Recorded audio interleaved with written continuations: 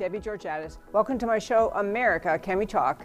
Today, we're going to talk about Get Woke to America's Identity, the November ballot, 5 freedom issues, and Biden beating Trump in the polls. And of course, I'll tell you why these stories matter to you. Stay tuned.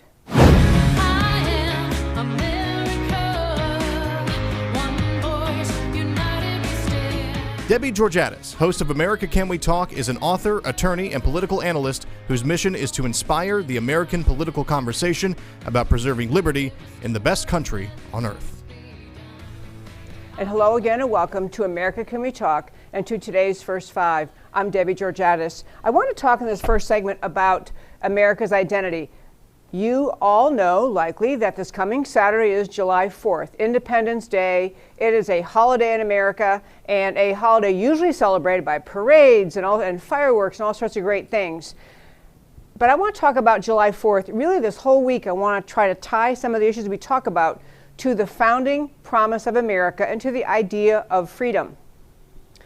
America came along in 1776. We had the Declaration of Independence. We actually celebrate the signing of the Declaration, kind of a cool thing in itself.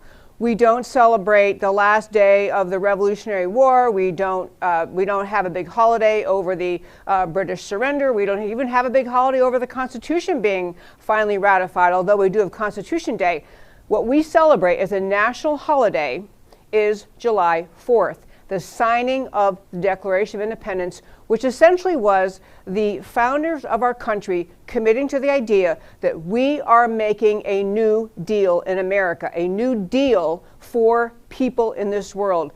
The concept that, as recited in the Declaration of Independence, all men and women created equal, that were endowed by our Creator, means given to us by God certain rights, and those include life, liberty, and the pursuit of happiness. The war was fought, the eventual Constitution, after some, stumbles along the way, we came up with our Constitution, and the entire purpose of the Constitution was to try to give a structure to protect those promises of liberty that the founders gave us, in addition to the recitation in the Declaration of Independence about our just inherent God-given, because you were born right, to life, liberty, and the pursuit of happiness. The Constitution embellished more about what that means, more of the promise to Americans of that era and all the way up until today were included. So what the founders did, in addition to the Constitution's structure of government, it also included the Bill of Rights, the idea that all these promises, these rights we have simply because we were born, were spelled out more and more in the Bill of Rights of the Constitution. So this coming Saturday, we are celebrating July 4th. Among the most important things in the founding of America was this concept of the existence of the right to freedom because you live. And in fact, the way the founders wrote about the promises in the Declaration, it wasn't just saying, hey, we're going to make a bunch of new rights for people in this country. We're going to make our country super special because we want people to have more rights than other people have. It was a deeper thought, an inherent recognition that these rights they spelled out, the rights that they put into words, were really rights granted to us by God, by our Creator, in the language of the Declaration, by our Creator, and that those rights had always existed because God given to everyone on the planet up until the time America was created and forevermore. The concept wasn't just, let's make a special list of rights for these people. Let's agree you have these rights because you live on the earth, because you are God's child. And the concepts that, as they embellished and spelled out the promise of freedom, they, the founders, made reference frequently to concepts found in the Judeo-Christian scriptures. The idea that the rights came to us because of the way God, the kind of God, the God that's described in the scriptures, in the Bible. That's what the founding was all about. We sit in the year 2020, and we have an election in November of this year. And in that election, truly what's on the ballot, I'll get into this in the next segment, but truly what's on the ballot is the question, are we going to hold on to that precious, unique, extraordinary promise our founders gave us of the idea of the founding of our country based on the idea of human liberty, the freedom of the individual to live his or her life and pursue their version of life, liberty, and happiness? Or are we going to fall over the cliff to what the American left, or as a good friend always reminds me to say, the anti-American left, is trying to push on America in 2020. Whatever you think about the personality of President Trump or of Joe Biden or of any leader of either party, the personalities of the leaders, the personalities of the candidates are not on the ballot. The ballot is about, are you going to have the America, the promise of freedom, or are you going to have chaos, ruin, and destruction coming from the radical, tyrannical, totalitarian left in America who is trying to gain control again, not just of the White House, but they want to retain control of the House, they want to get control of the Senate.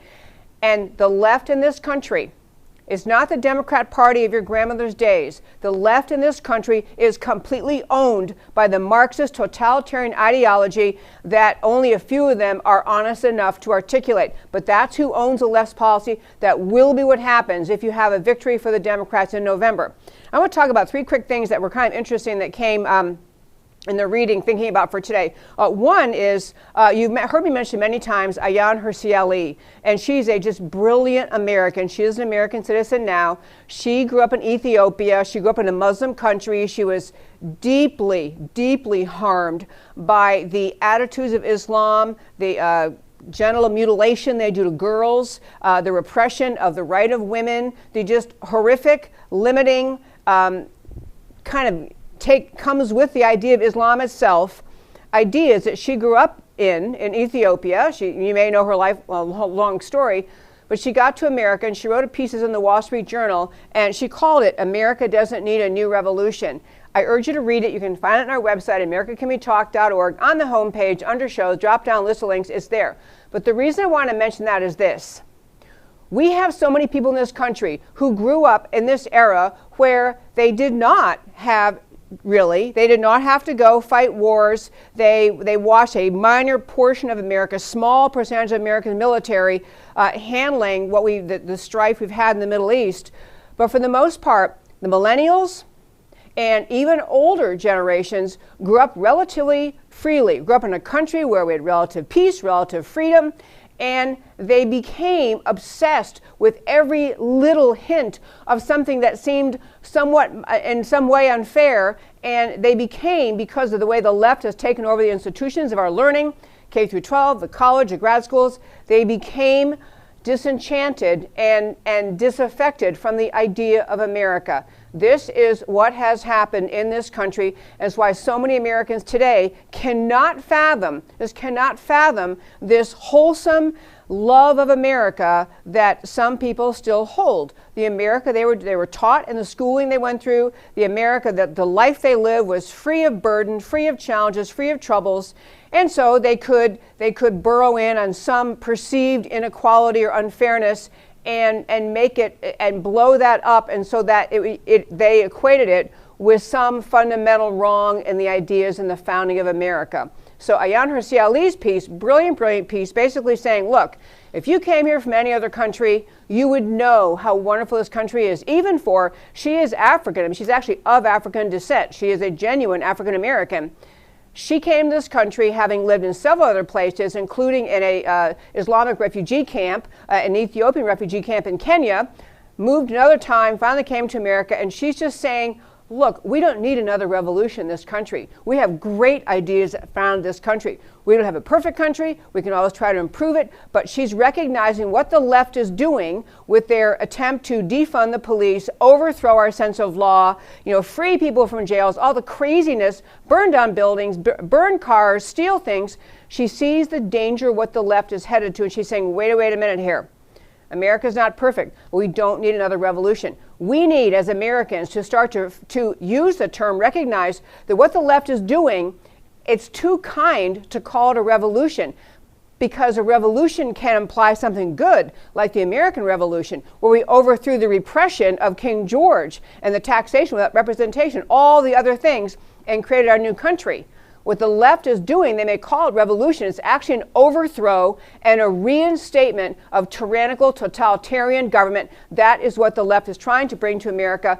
Gotta urge you to read her piece and think about that, because where we really are in this country, and I'm going to be on this theme for a while, folks, over this time that we're in this country with just dramatic challenges to America's future and to our culture, our freedom, our very existence as a sovereign free nation. We're in, you can find many terms for it, we're in a peaceful, peaceful civil war. We're in a culture war. We're in a battle for the identity of America. That is the level of the fight we are in for this country. It is a battle for the very existence, the continued freedom of this country. As we watch the riots unfolding in the streets and the looting and the property, you still have Chaz or CHOP, whatever they want to be called this week, staking out their ground in Seattle. They're not moving anywhere. They're staying. Other places are trying to set that up.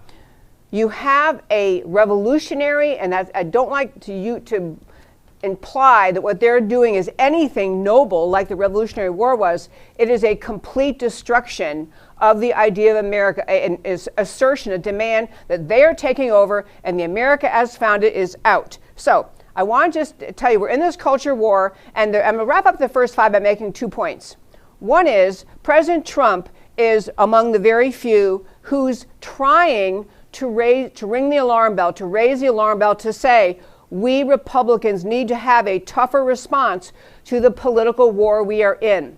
He is right. There was a great interview. He did a recent interview in the Oval Office this past Friday, and with the Federalist, Ben Domenech from the Federalist, had a long interview with Trump in the office. Part of what Trump is saying, and Domenech is reporting, is we're in a political war, and the Republican Party doesn't act like it. We don't recognize, or at least if they recognize, they don't speak up. Elected officials in Washington on the Republican side need to be coming to the aid of America. They'd be coming to the aid of the idea of the rule of law, coming to the aid of the idea we're not going to abandon police. We're not going to abandon the structure of law we have in this country. We're not going to abandon America as founded just because the left has managed through decades of just tyrannical manipulation of the education system and of the children in America, young adults in America. Just because the left has succeeded in inspiring them to hate America, to view America as a bad place, we can't be surrendering America. Trump was really good on that. I'll tell you a couple quick things about this culture war before I wrap up the first 5. One is, all these, it can seem like we're overwhelmed with violence, what we're watching in the cities around the country, including my city, Dallas, but all over the country. But there was a Pew study that showed only 6% of U.S. adults participated in a rally or a protest, so that's fewer than 20 million people. And another great piece was written, I think it's in the Federalist, the Federalist, calling this a cultural civil war. We patriots, we people on the conservative side of the aisle, we need to recognize the war we're already in. The left has been at war with the fundamental promise of American freedom for decades. The Communist Party in this country has been at war with the idea of America for decades. The American left, the Democrat Party, has bought in to the radical left. They are at war with the idea of America, and we need to be at war ourselves. We need to understand this, what we are engaged in, is it's a war for the survival of the idea of America as founded. So we've had, as this one particular great article is pointing out, not just the New York Times 1619 Hate America Project, which we talked about recently, but also the Black Lives Matter agenda, now being taught in public schools. The radical end capitalism, must have reparations, let people out of prison no matter how violent they are. All of the agenda items that they put forward are being taught in the public schools. But you have to understand another thing, and I'm going to pound on this over and over today. This is not a race war. We are not in a race war. It is not black versus white.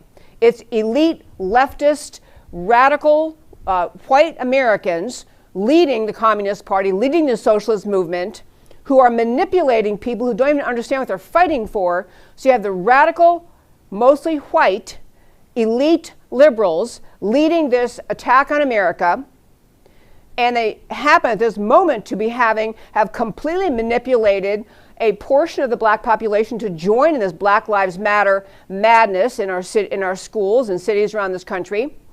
And then you have the idea of America backed by many people of all backgrounds. There are black conservatives who think Black Lives Matter is just as crazy as everyone should think.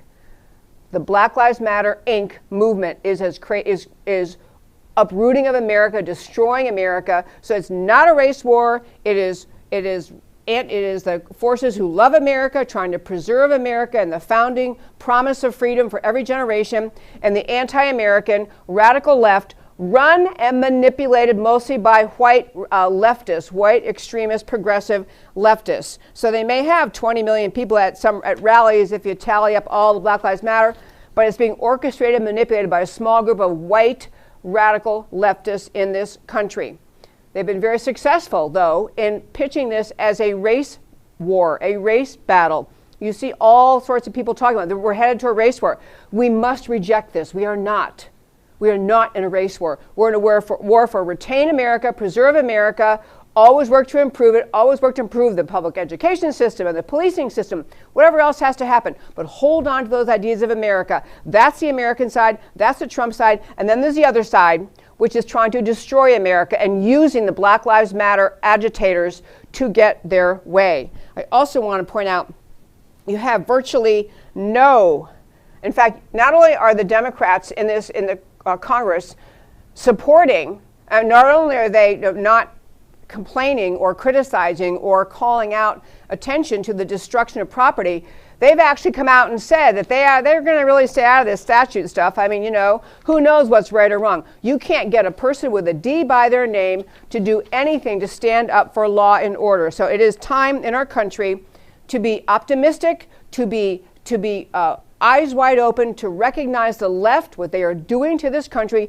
is the destruction of America. They are on track. They have motivated now millions of Americans to get in these marches, and other Americans afraid of being called racist if they even question any of the premises of the Black Lives Matter movement, if they even question Antifa, if they even question the socialist agenda, they're called racist. And too many people without enough backbone are standing down.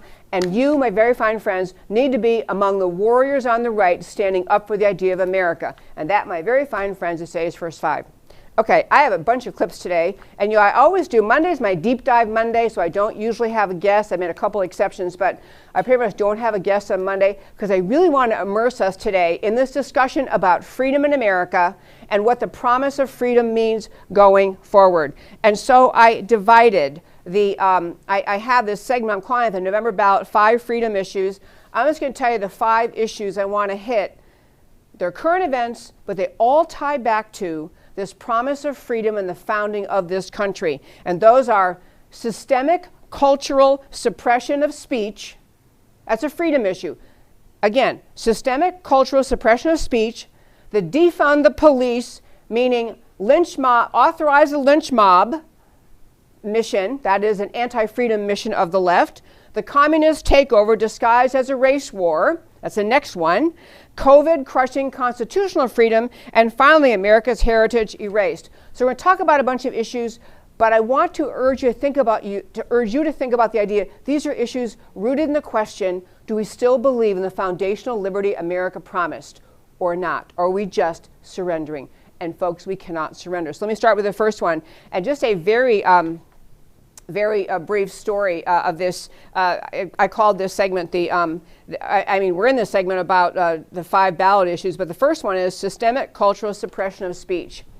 So I have a good friend who lives near us, and she has had her house painted. She has a very small, simple one-story house, just had it painted. She had a Trump sign in her yard, Trump Pence sign in her yard, and a new neighbor moved in across the street, and he had a Biden sign in his yard. So she's being friendly, talks to him, hey, how you doing? He came over to say, actually, we were talking, people in the street were talking, and, it might be dangerous to the street for you to leave your Trump Pence sign in the yard. I mean, there are several Biden signs, yours the only Trump Pence, and, this is a very rough time here. We've had riots, and, it might not be very smart for you to leave a Trump Pence sign in your yard. To which she said, hey, you have a Biden sign? He said, yeah, I know, but, you can't really, it's very dangerous right now, and you're kind of in, you could bring trouble to the neighborhood. You really should take it down. And he said, and I see you just had your house repainted. Sure hate to have anybody, ruin your new paint job. So, I don't know if he's threatening her. I don't know if he's just trying to be a healthy, really friendly, nice new neighbor. But his point was, you can't have your yard sign out because other people don't like it. The mob rule of the left will be angry with you, and they're trying to tear down Trump and tear down everything about America. So it's dangerous for you to have a political sign in your yard. The rest of us can have Biden signs, but you can't have your Trump sign. He wasn't even embarrassed. He wasn't even, and I don't know if he was personally threatening her or not. She said she couldn't tell. She left it out there, and sure enough, someone, defaced it, and so she has it on her porch. But people, we are losing the culture war over free speech in this country on issue after issue after issue. Whether it's a front yard sign, whether it is a story I talked with you about last week at Florida State University, where the students voted out the student senate president because he believes in the teachings of the Catholic Church. He's talking, in fact, made the remarks that got him booted out in a meeting, in a call with Catholic students. But they felt justified. And what is happening more and more is people use the term, well, it's political correctness gone amok. It's more than political correctness. It is absolute cultural repression of free speech. Now, I understand the First Amendment free speech is about government cannot limit your free speech, but we as American citizens, we've got to insist to ourselves, to each other, we stand for free speech for everybody. We stand for free speech. That includes the idea you're allowed to put out a sign in your yard even if your neighbors might be offended, even if they find your political views offensive. I have to see people in my neighborhood with signs out like in their yard, anyone but Trump, or any sane adult 2020, or Biden signs. I don't agree with them, but I don't go knock on their door and threaten them or warn them. But we've slowly allowed this mob mentality that's taken over the American left to force us in our private conversations, our private conduct, to be silent, to step back, to be careful. This cannot continue in a country rooted in freedom. So that was my very first example of this ideology I'm talking about, this systemic cultural suppression of speech. Colleges, universities, everyday conversation, we have to be willing to step up. Next one I want to hit, there's a defund the police and the lynch mob rule. I want to just have Matt the Wonderful play a clip for you. I sent him a bunch of clips. This is a series of remarks by, I guess I'm going to do the one first by Tim Scott. So this is Senator Tim Scott, and he made these remarks on the floor of the Senate. Very short little clip by Tim Scott. There's a scripture in the Bible in the book of Ezekiel, chapter 33, somewhere around verse 6. And that scripture talks about a watchman on a wall. And his job is to simply say, there's danger coming. Very important job. The watchman's job is to simply say, there is danger coming. I had that conversation, as Senator Perdue spoke about, 5 years ago. I didn't find anyone on the other side willing to engage in that conversation then. And here we are 5 years later, there is danger coming. I want us to hear this clearly, because as we look out in the streets of America and we see more unrest and we see more challenging situations, realize that there is danger coming. Okay, folks, what he was addressing was he had worked, as you likely know, with Senator Mitch McConnell to come up with a bill out of the U.S. Senate, Republican controlled, just barely, relating to reforming the police. And part of we gave a very lengthy speech. He was talking about the challenges in America with the black community often not trusting local police. Clearly, he's aware of the effort of the left to stir up that tension, to encourage black Americans to not trust the police. At the same time, he was a great spokesman for it, Tim Scott was, because he said, I can tell you, he talked about the idea, and he's talked about other times, how he's fully aware that there is a problem with some police officers in the black community, and how he, as a dignified member of the U.S. Senate, always wearing a suit, always driving a nice car, always following the law, has been followed by the police as he goes home from his job. I'm not sure where he stays when he's in Washington, but he talks about leaving the Capitol, being followed, being pulled over more times than he can imagine. He's not saying America's perfect. But what he's saying is even more important. He's saying Because what happened, so they came up with this great bill that the Republicans in the Senate came up with, and the Democrats simply used the filibuster rule and said, it's not going forward. Sorry, we're not going to do it. Now, the Republicans could have attempted to overcome that filibuster, but this is Tim Scott eloquently saying, look, there's danger here. We're headed to dangerous times. We have to actually try to do something. He thought his bill was the most effective, the wisest way to move forward to recognize that the policing function stays in the states, but the federal government can do a great deal to help, to inform, to provide training, to provide information.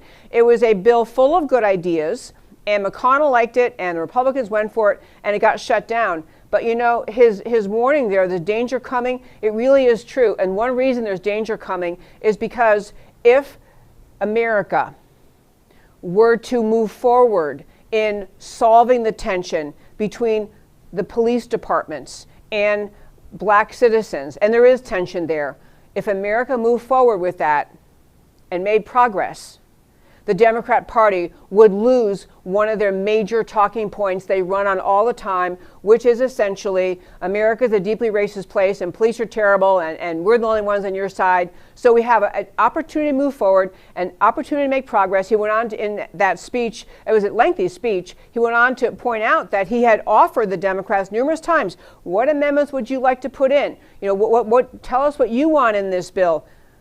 They didn't want to work with him. These are the Democrats claiming they care about black America. They're being asked, what would you like to put in this bill being put forward by the U.S. Senate to try to move us forward past these times of tension?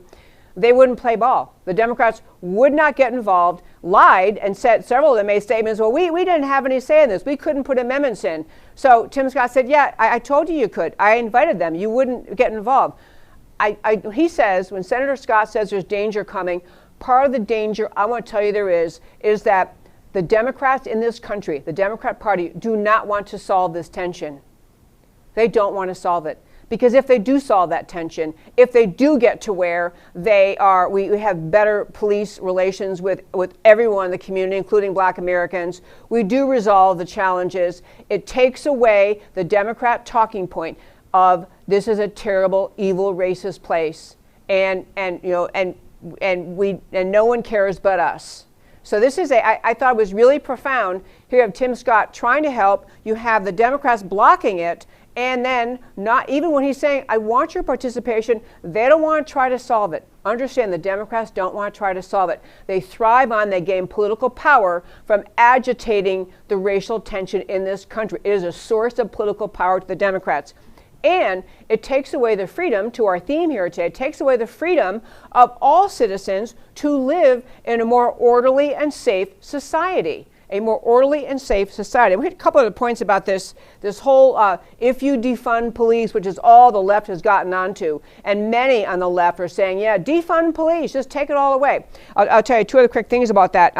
One is, I sent Matt this picture. Yeah, it is clip 4. So what happened, so there were very violent, as you well know, very violent riots and looters and marchers roaming the country in many of the big cities and destroying property. Well, one particular thing happened and now I'm not remembering, St. Louis, I think St. Louis, but wherever it was, there was a couple who's had rioters on their street who then entered these people's property. Actually came on to they said, pierce the perimeter of this apparently very wealthy home. And I want to show you what happened.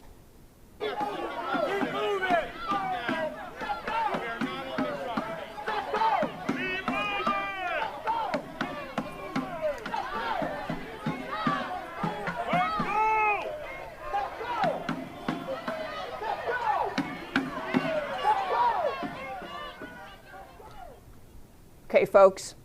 That is in Missouri. That is a couple whose property was invaded by the rioters who came onto their property, and they emerged from their home. You can see the guy's got whatever that thing is, a big gun, AK-47 or something. The wife has a pistol, and they're yelling, get off our property. And I want to tell you, when I say this whole defund police effort ties into freedom, this is a really good example of why. If the police won't come, if you can't trust the police to come, if you don't have police anymore, you have to call for, I don't know, community organizers or, counselors to discuss whether or not these people ought to be allowed on your property. People will take the law into their own hands. These people did not do anything more than threaten. They came out with their guns. They said, get off our property, and the mob finally moved on. But this kind of mob activity is fed by, it will increase if we go along with this inane notion of defunding the police. Inane notion. Somehow, if we just defund the police and send in guidance counselors instead, or send in, drug and alcohol abuse counselors, instead of having a robust police force, this kind of thing will happen. Fortunately, that couple, well-trained, did not fire, but that's what it took to get people off of their property, and you will see more of that. This is why we like to have the rule of law and official police forces who are paid for by taxpayers, who are answerable to the police chief and ultimately to the public, because that's how you maintain civil society. And that's how you avoid becoming the wild, wild west or lynch mobs, is because you have a rule of law and everyone must follow it. And when you have the police, really, that they have been not just mocked and ridiculed by the left, but they have been put in a position where they're a little tentative and to even step forward because they don't want to be the next one in the spotlight, in the crosshairs of the Democrat media mob, accusing them if they arrest someone and are a little bit rough in getting them into the car or getting them handcuffed. They don't want to be the next one accused. And so Tim Scott is exactly right. We're in a very dangerous time, and the danger to freedom is when you have the rule of law and you have laws enacted by duly elected people, and those people pass laws that are supposedly reflective of the values of the citizens who elect them. The police are there to enforce those laws. When you have that system, it's never perfect, but it minimizes the kind of conduct you saw with those people coming out of their house with guns. The rule of law and an orderly police department, forever fine. We need to improve the police functioning. We need to improve training, all the things Tim Scott wanted to do. But if you don't have that, you have absolute chaos in the cities and around the country. That's why this almost beyond description idiocy of defunding the police. Last quick thing on defunding the police. As just a typical hypocritical leftist. So Minneapolis City Council voted to defund the police, and they immediately after that voted to use tax dollars to hire a private security force to protect people on the Minneapolis City Council. So don't you see, the citizens get no protection. The citizens, oh no police for you, we're going to let the mob rule. But these city council members who voted to defund get to pay private security force. Next thing, on my third issue on the 5 issues in America on the that are freedom issues on the ballot is what we do about the police. But the third one has to do with this recognizing how radical the left is. What we're really talking about is the communist takeover of America disguised as a race war. Do not buy into the left's argument that we're headed for a race war. That the left would love to have you saying that, would love to have people beginning to have more racial animus between the races. And that is the last thing. That is utterly inconsistent with the idea of America, utterly unacceptable in America.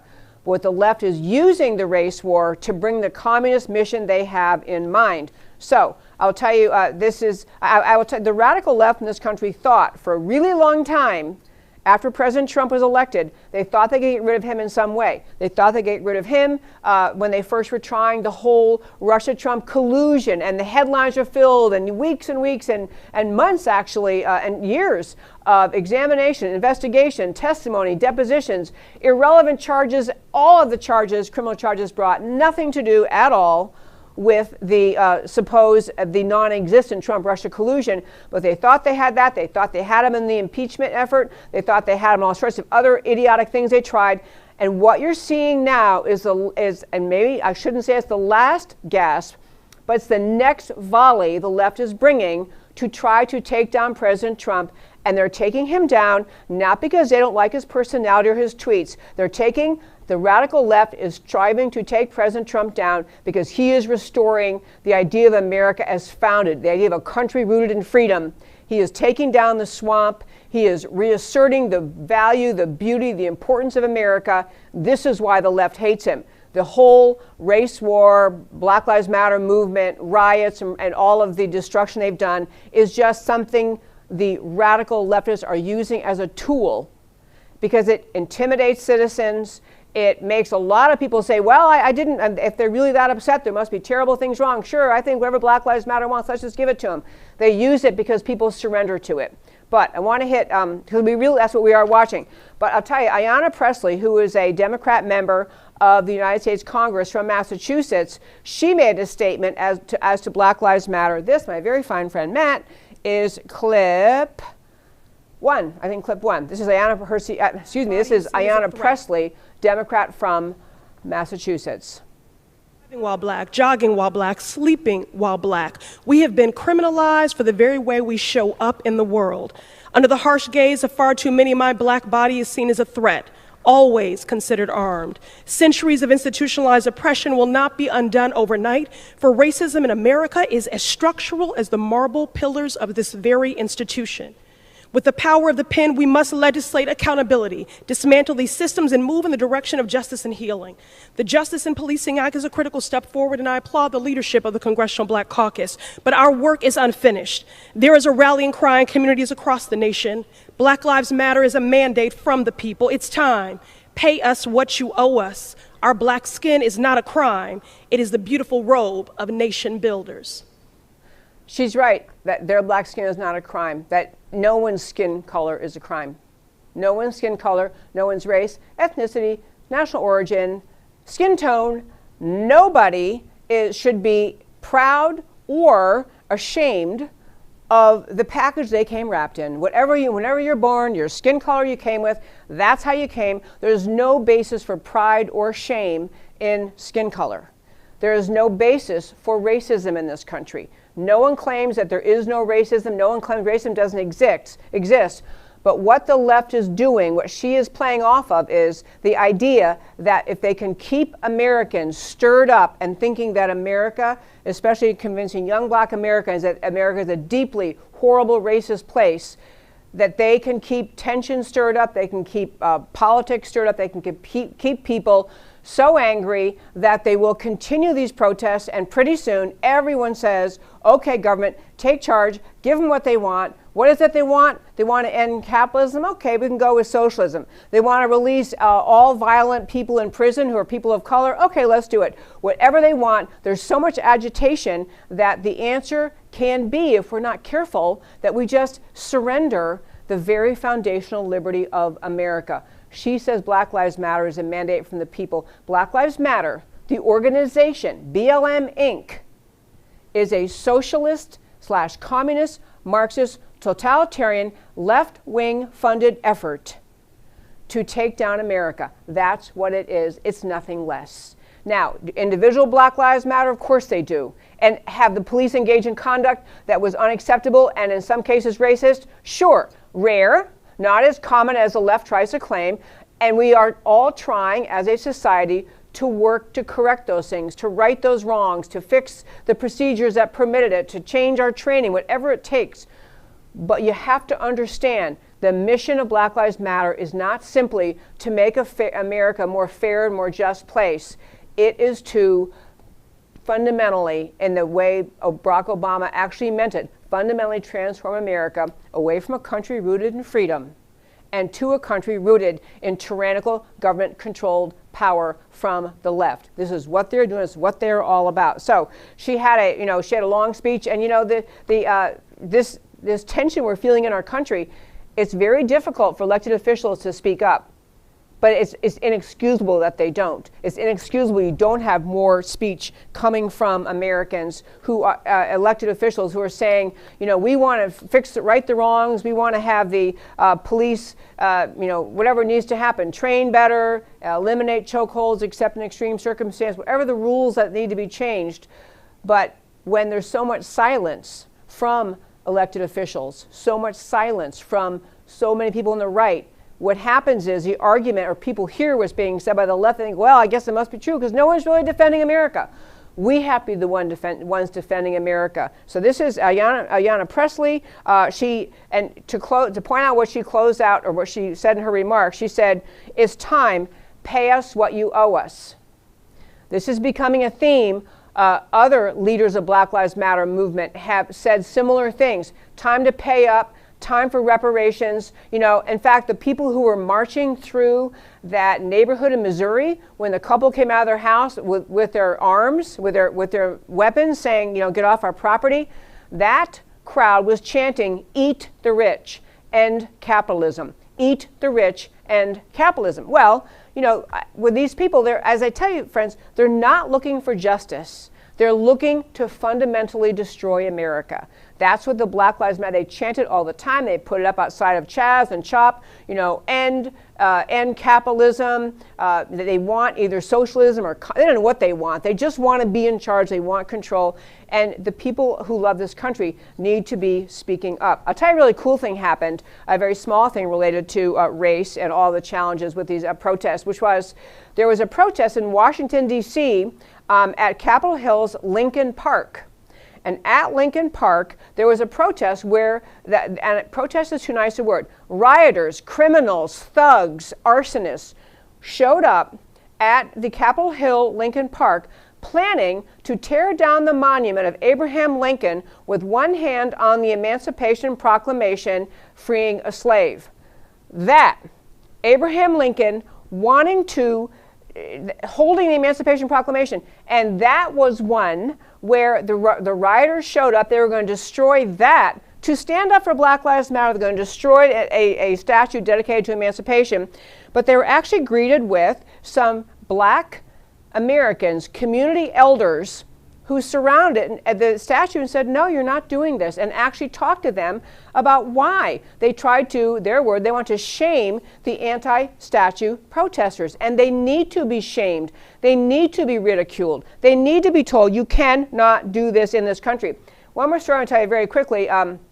Before I turn to my fourth of the five pieces of freedom today, but there was a poll. In fact, I had it in these, I don't know if I can find it quickly, but there was a poll done for about Mount Rushmore. And if you know, Mount Rushmore being the very, very beautiful statue, it's been up since, yeah, here it is, great, got it. Mount Rushmore, that statue was put up, I think, in like 1941 or something. I mean, the carving, it's a carving into the mountains in South Dakota, a very beautiful thing.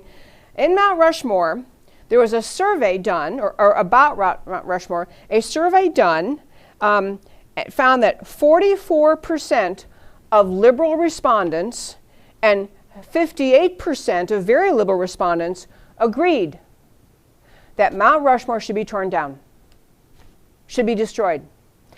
When I tell you, people, destroying the statues is destroying, erasing the very memory of the idea of America. Okay, but the fourth thing in my little top 5 November ballot issues, the fourth thing is the idea of COVID and COVID-19. I have a lot to say about COVID today, but I'm going to hit just the high points about how this is a freedom issue itself.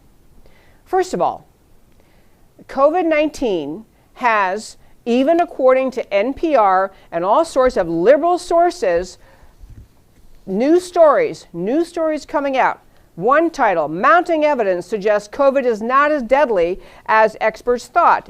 Did they fail again? Antibody tests point to a lower death rate for the coronavirus than first thought. The numbers are trending well on coronavirus. I mean, we have a lower death rate, fewer hospitalizations. You have more people who have found to have the antibodies, meaning they went through coronavirus either with no symptoms or mild symptoms, and now they have the antibodies. You know, it's like they've had a vaccine. And yet in our country, and yet in this country, we still have a push toward the vaccine and a push toward to shut down, to silence the doctors who are trying to say, hey, we're treating with hydroxychloroquine. It's working great. We are curing people of COVID-19 with hydroxychloroquine. Why can't we just do this? Why do we have to have on the looming on the horizon, a mandated vaccine? And even though it's not yet mandated, this theme about freedom in America really matters. I want you to think about this.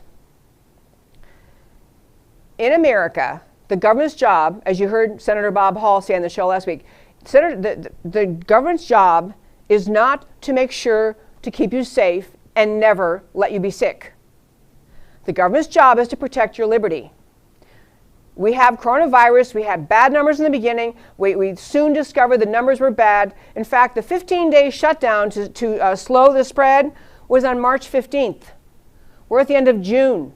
And we're still, in my state, we're talking about reimposing certain limits, reimposing masks must be worn everywhere, reimposing, reducing the restaurants that can be open. We had the governor shut down the bars again, order the bars to be closed, even though the numbers are all great and they're all trending the right way.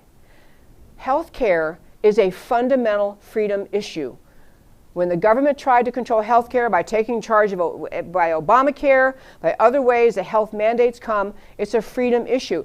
COVID-19 has become a freedom issue. I'll tell you folks, if we all just say, okay, we'll stay home until you tell us we can go out of our houses.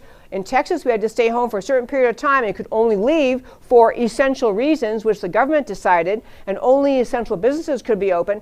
But that got, we finally started to grow out of that, and very soon, because of, and in fact, the numbers didn't even justify anything the governor is doing in our great state, but we had a tick up in some numbers in some areas, and you had the government say, okay, we're down to mask required now in Dallas County, that they are going to fine any business owner who doesn't make customers wear a mask. So the fine's on the business owner. So people are saying, well, okay, I'm going to go shop in a different county. I'm not going to shop in this county then.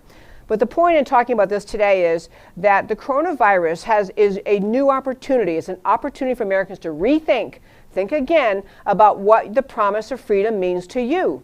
What does it mean in 2020? If there's another virus out of China, a week, next year or later this year, and so all the health authorities again say, okay, everybody stay home again, everyone wear a mask, and then we're going to have another, even if they find the most perfect vaccine in the world for COVID-19, so there'll be another virus next year, and another virus next year, and then a mutation of COVID-19 the next year, and then the vaccine you got won't be good enough, won't meet the problem for the next one or the next mutation, so now we'll all wait again. And we're slowly surrendering our freedom, the concept of the right to live in liberty, because we're waiting for the government to tell us when they think it's safe to leave our homes. This is a freedom issue. There are a lot of other reasons. I'm going to have to do another segment later in the week on this issue of how the left is using COVID-19 to protect from, really to keep Joe Biden viable, but we'll get to that another time. COVID-19 is being manipulated by the left, and I'm very grateful for doctors, hospital workers, emergency room nurses, emergency room personnel, all of the people working to help people with COVID-19. I'm very grateful for the healthcare workers. America doesn't have to surrender our liberty and agree to wear masks out of our homes just because the government said so. There has to be a rising up of the idea of liberty in this country. So last thing, America's heritage erased. I've touched on it before. This is another way we're losing freedom in this country. We have the loss of freedom in America, the loss of the right of people who live in a jurisdiction, live in some area, they decide to erect a statue, but now the mob says, the left-wing mob has said, again, mostly led by radical leftists who are white. This is not a race thing. Radical leftists who hate the idea of America, are trying to destroy the idea of America, they're into tearing down statues. They're into destroying America's history, destroying our memory of our history, destroying what we understand about history. So the destruction of statues, destruction of your history, done by communists since time began. Communists take over, they tear down any symbols that the people might be able to turn to and look to remember their heritage. It's what Taliban did in Afghanistan to get rid of statues that were carved by people who follow Buddhism, because they didn't want the people. People weren't allowed to have statues to Buddha because the Taliban said you could only have statues or anything built that comports with the ideas of Islam. In America, we are surrendering to a mob, tearing down statues themselves, and our government officials are surrendering to tearing down those statues. And it all is a very sinister, ugly picture of how radical the left has become in this country and how spineless too many people are in this country in standing up for our history, standing up for our statues, standing up for the idea that these statues represent, they're part of our history. I will tell you there's an argument being floated out there, and I just want to quickly share it with you. There's an idea being floated that because the people who put up, for example, a statue of Robert E. Lee, or statues related to the Confederacy, there's an argument that because the people who erected those statues, who raised the government funds, whatever they did, erected these statues in public parks, that because they probably did it or may have done it because they didn't like how the Civil War came out, that they were essentially rebelling against the outcome of the Civil War, and that, say, the statue destroyers, the history destroyers, that fact that those people might have wanted the statues up as a rebellion against the outcome of the Civil War, they're saying that justifies taking them down. Because the only reason they're there anyway is these people didn't like the outcome of the Civil War. And I've even seen some conservatives making that argument. Well, really there probably are pretty bad reasons for some of these statues. Some of these people were really racist. They really did support slavery, that we shouldn't really be having statues honoring these people.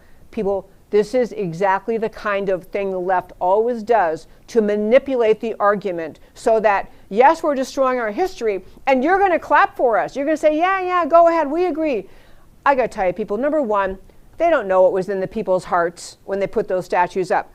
I'd even agree. It sounds very logical. It probably was very logical to assume that some of those statues were put up at the end of the Civil War, honoring Civil War heroes, because people put the statues up because they really liked the things way. They were upset that the North won. They're upset that slavery was ended. They're upset that the Union prevailed. It may be the case. But if you agree that's okay, who decides what issues, what people were allowed to be thinking when they put up statues? Who decides what moral shortcomings in the statues that we have around our country justify tearing the statues down? I'll give you some examples. All sorts of people have, and they should honor, Martin Luther King, a brilliant, wonderful, brave American. But you could have a Me Too, leftist movement, Me Too. Martin Luther King was apparently, and widely reported, very legitimately reported, systematically having relationships outside of his marriage. Okay, so he was an infidel. He had relations. He was not loyal to his marriage covenant. So what if you had the Me Too movement, who is so upset with men who engage in intimacy with, serial intimacy or in some other way or abusive? What if you had those people say, Martin Luther King should come down because, even though he was a great civil rights leader, he had relationships outside of his marriage. He abused women. He took advantage of women. I mean, I realize what I'm saying, my very fine friends, sounds absurd, except to say, who decides what behavior on the part of someone whose likeness is in a statue, who decides whether that was bad enough, good, bad, should come down? And on top of that, you do lose your history. You still have the majority of wacky left liberals in this country who want to blow up Mount Rushmore. They're not kidding. They think it should be taken down because, after all, we run through who's on Mount Rushmore. George Washington, he had slaves early on, and so that he might be a good reason. Abraham Lincoln freed the slaves, but he said some things they didn't like very much, which is true. He said some things they didn't like very much. You could have Thomas Jefferson had slaves. Maybe that's why he should come down. Teddy Roosevelt, who knows what their problem is. I'm getting at, if you decide that you're going to, first, if you're going to surrender to mobs taking your statues down, then you really have surrendered your country. But even if you do it through a lawful basis, you wait for city council or county government or whoever owns a statue to agree to take it down. Where does it stop? Who decides what's okay? Because I can tell you, I think over time, if America truly gets back on course and recognizes the tremendous greatness of America and recognizes there's only one path forward to save freedom in this country, which is to make sure the radical Democrat Party stays out of power, you may have people look back at our era and say, wow, Barack Obama pretty much tried to take us over the cliff to socialism. Look what he did. Barack Obama endangered the Middle East by empowering Iran with nuclear weapons. Barack Obama, you could have people wanting to take down statues, street names, building names, libraries, all sorts of things with the names of people who are now in disrepute, and it never ends. It's better to teach our history. It's better to inform people about our history. It's better to erect statues or other recognitions of good role models than to engage in the selective destruction of Western civilization, selective destruction of America's history. And it's another way, and this rounding up this segment that's talking about the November ballot, 5 issues that relate to freedom, the last one being this America's heritage being erased. There's nothing more that totalitarian people like coming to power than to say that the people are easily manipulated, the people can be manipulated because they have no cultural identity. They have no sense of who they are, no sense of what their country is, no sense of God, no sense of God in the founding of America, the rights of the individual, live in freedom, all those freedoms we were talking about in the beginning of the show. People are easily manipulated when they don't understand their history. They just surrender to the next thing that comes along. This is why totalitarians, including today's radical, tyrannical, totalitarian left, those people destroying the very fabric, the love, the freedom, just kind of woven into America's founding, all of that is rooted up when you can destroy our collective memory of our history and who we are as a people. Okay, one more quick topic, and I know I'm really pushing the envelope on time, but I did have one more topic today. I just want to briefly hit it. I'll have to come back to it later in the week, and that has to do with the polling. There is, you might have heard Maria Bartiromo ask someone this week on her show, why is Trump losing so badly? You have COVID-19, you have the leftist blue states locking things down, you have worse outcomes in the blue states because the left locked everything down. You have the riots, you have President Trump, the only one speaking up. I mean, the left is creating chaos all over this country. Left is creating chaos all over this country. So Bartiromo is saying, how could this be? How could Trump be losing in the polls? I will hit these, I'll have to dive into these polls again another day, maybe tomorrow. I will tell you that it is true. It is true. There are numerous polls showing that Joe Biden is up in swing states, the proverbially very, very important swing states. Numerous polls showing that. Numerous polls saying, whether it's by a small percentage point, on average, it's like 14 points, some polls are saying. I put all these polls up at our website, americacommunitytalk.org. You can read them there and read the links yourselves. But the election, as it always does, is going to come down to a few swing states. And that's where everyone's got to focus their efforts on the swing states. But I tell you about these polls to say, I don't think at the end of the day that the American people always say that voters at the end of the day will vote their pocketbook. And that's pretty much true. They'll vote their wallet. They want to have economic freedom. They want to have abundance. They like the economy was doing so well before COVID came along. That's what they'll vote. But even more to the core, people will vote for their safety. If they watch the radical left in this country destroying cities, marching through Beverly Hills with just smashing of windows, theft, lawlessness. You see the Democrat mayors in the city ordering police to stand down, let the rioting happen, let the looting happen, let the property destruction happen. America is not going to vote for that. America is not going to vote for that. And you have too many people paralyzed on the left, not willing to say this has to end. You can't even get the mayor in Seattle to take back her own city. She's been taken over. She's been invaded. And she keeps saying, yeah, we're getting serious. We're thinking about can't do a thing about it. And they're having violent crime occur. Someone died of a shooting within that Chaz area. And she sits back and says, it's our summer of love. Maybe we'll try to take over. Can't do a thing. I do think people will vote their pocketbook. They do vote their pocketbook. I think more importantly, people will vote for safety. The left is telling you they don't care about your safety. They'll let the rioters riot. They will let America's history be destroyed. They will let this go on because to them, they think they are solidifying the radical left vote. I'll tell you one little anecdote. I can't go through all the polls. I'll have to do another day. But one little anecdote before I close the show. So I have a very long-time friend, decades-long friend. She lives in New York City. And she's a big lib. Lovely person, nice person, big lib. I mean, big Democrat liberal. And she grew up in Minnesota. And so she texted early this morning, we're going back and forth. Anyway, I just said, hey, how are you? And so she ended up saying, and I said, we're fine, beside all the craziness in this country, but we're fine. And how are you? And she responded, she said, yeah, all my friends, and believe me, all her friends are liberals. She said, all my friends are looking for some place to move. It's the main conversation. We can't live in New York City anymore. We can't live under this law list. And she says, in my home state, they want to defund the police. Can't go there either. Who knows? Maybe Texas. I'm just telling you, folks, that's not something she would put in her social media. That's not something she would put in her yard sign. But that thought around the country of watching how crazy the left is, no one willing to stand up for the average American and the right of private property and the right to live in security and the obvious need to have police. There's a lot of that below the surface. People don't want to tell pollsters. It's very trendy to tell pollsters, oh yeah, I don't like Trump either. Yeah, no one likes Trump. I don't like Trump. Sure, Biden. I think a lot of that's playing into this. I really do.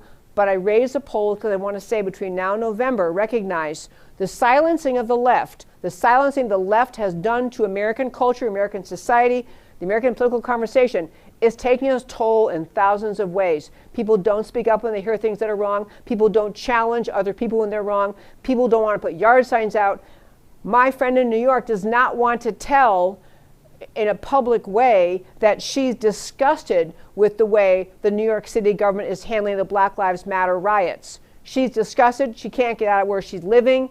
And those people are simply, they may not like Trump. In fact, I will, Matt, there was a really quick last two clips, or just tweets. One was from President Trump. He's responding to all this polling saying it was really, really bad. Here's Trump's tweet. Sorry to inform the do-nothing Democrats, but I'm getting very good internal polling numbers. Just like 2016, the New York Times polls are fake. The Fox News polls are a joke. Do you think they'll apologize to me and their subscribers again when I win? People want law, order, and safety. And the other tweet, a woman, this is a random person, but she tweets, I'm going to tell you a secret. It doesn't matter if you like Trump.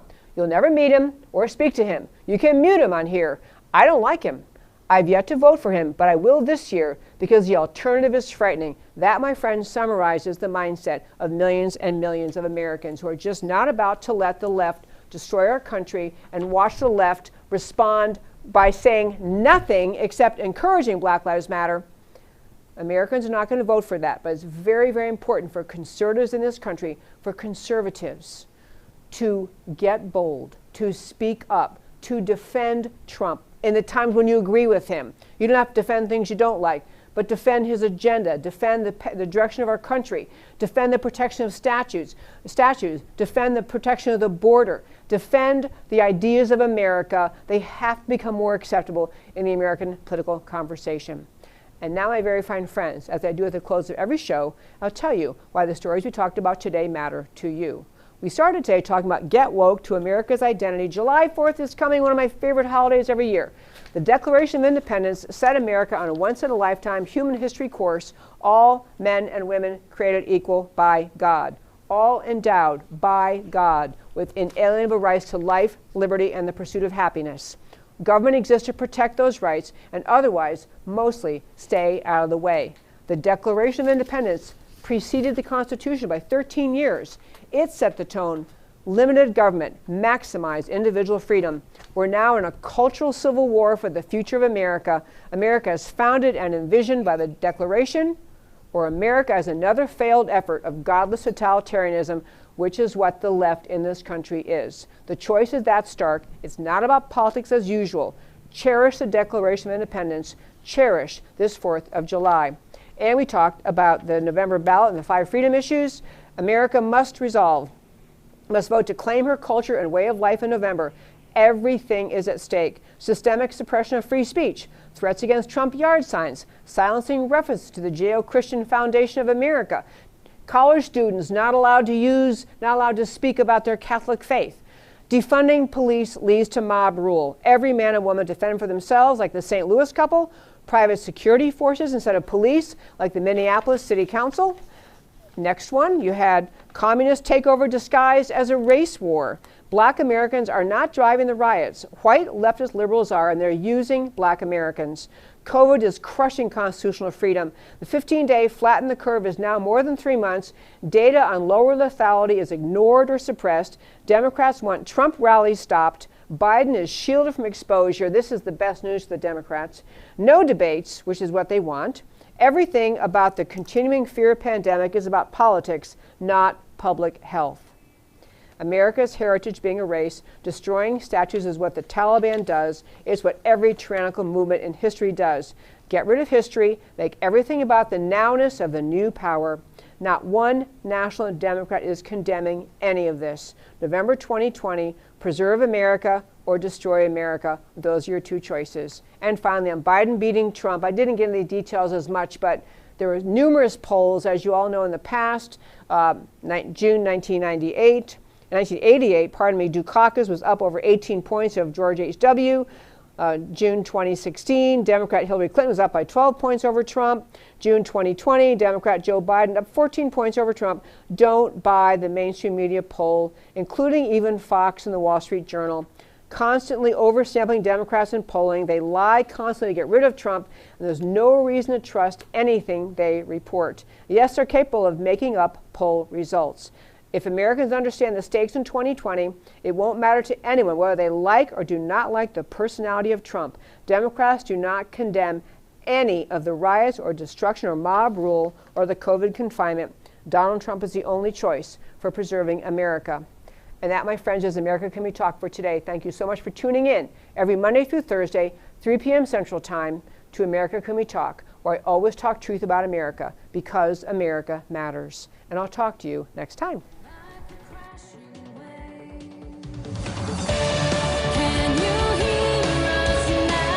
America Can We Talk? Truth about America.